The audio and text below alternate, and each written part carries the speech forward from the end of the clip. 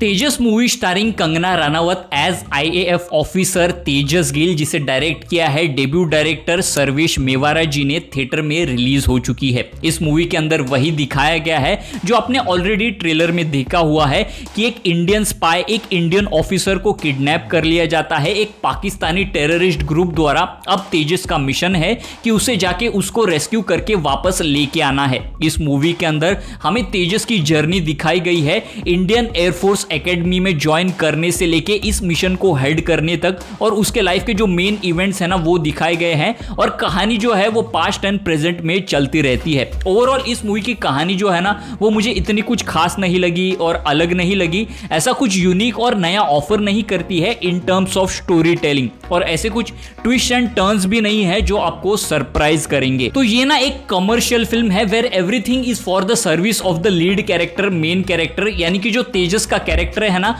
उसके कहानी को, उसके स्टोरी आर्क को आगे बढ़ाने के लिए बाकी के कैरेक्टर्स आते हैं, चाहे वो इंपॉर्टेंट कैरेक्टर हो जो मिशन में इन्वॉल्व हो, या फिर जो तेजस का रिलेशनशिप है पर्सनल एंड रोमांटिक, जितने भी कैरेक्टर है ना उनको अच्छे से सेटअप ही नहीं किया जाता, और इस वजह से आप उनके लिए कुछ फील ही नहीं कर पाते हो। मतलब वो आते हैं, अपना काम करते हैं और निकल जाते हैं, और तेजस की कहानी जो है वो आगे बढ़ती है, जिसका बहुत अच्छा एग्जांपल है कि एक सीन है जो काफी क्रूशियल है, इंपॉर्टेंट है, जो कि तेजस के लाइफ में होता है। एक इंसिडेंट होता है जो कि रियल लाइफ से इंस्पायर्ड है, जहां पे जो तेजस है वो अपने फैमिली के साथ, अपने बॉयफ्रेंड के साथ एक रेस्टोरेंट में जाती है, और वहां पे जो भी चीज होती है ना वो आपको ना हिट करती है, शॉक करती है, लेकिन वो आपको इमोशनली मूव नहीं करती। मतलब इमोशनली आप कुछ फील ही नहीं कर पाते हो, क्योंकि उनका जो कैरेक्टर है ना उनका रिलेशनशिप इतने अच्छी तरह से बिल्ड ही नहीं किया जाता जिस वजह से आप फील कर पाओ। कंगना रनावत का कैरेक्टर तेजस को छोड़ के ना लिटरली जितने भी कैरेक्टर्स आते हैं ना उनको एक या दो सीन में इंट्रोड्यूस किया जाता है कि हाँ भाई ये कैरेक्टर है,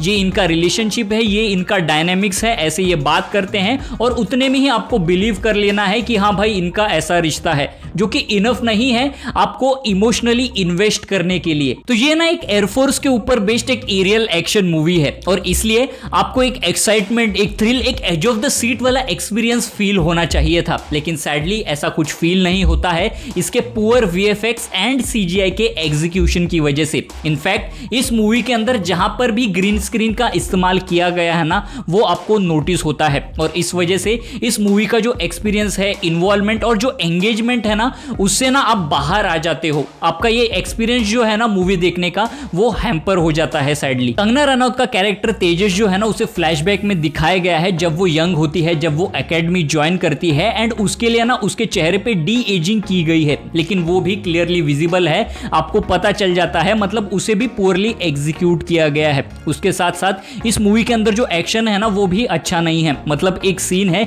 जहां पे तेजस जो है ना उसके हाथ में एक नाइफ होता है और वो भागते हुए आती है टेररिस्ट को मारने के लिए, और वो हवा में जंप करती है एंड हवा में से ही उसके गले को काट देती है, जो कि थोड़ा अनरियलिस्टिक लगता है। ऐसे कई सारे फ्लॉज, इश्यूज है इस मूवी के अंदर। बात करते हैं इसके कुछ पॉजिटिव एस्पेक्ट्स के बारे में। इस मूवी का सेकंड हाफ जो है ना वो मुझे बेटर लगा फर्स्ट हाफ से, मतलब जहां से प्लान का एक्चुअल एग्जीक्यूशन होना चालू होता है जब वो रेस्क्यू करने के लिए निकलते हैं। इस मूवी का जो क्लाइमेक्स वाला सीन है वो मुझे बढ़िया लगा, जहां पे हल्का सा एक टेंशन जो है वो बिल्ड होता है, वो आप फील करते हो। इस मूवी के अंदर जो पेट्रियटिज्म को लेके डायलॉग है ना वो मुझे बढ़िया लगे, अच्छे लगे, और एक तरह से जो एंड वाला जो मैसेज होता है, मोनोलॉग होता है कंगना रनावत का, जो कि देश को लेके होता है कि हमको देश को लेके एक जज्बा होना चाहिए, प्रेम होना चाहिए, एक प्यार होना चाहिए अपने कंट्री के लिए, अपने भारत के लिए, अपने हिंदुस्तान के लिए, वो मुझे बढ़िया लगा, अच्छा लगा। बात करें परफॉर्मेंस की तो कंगना रनावत एज तेजस,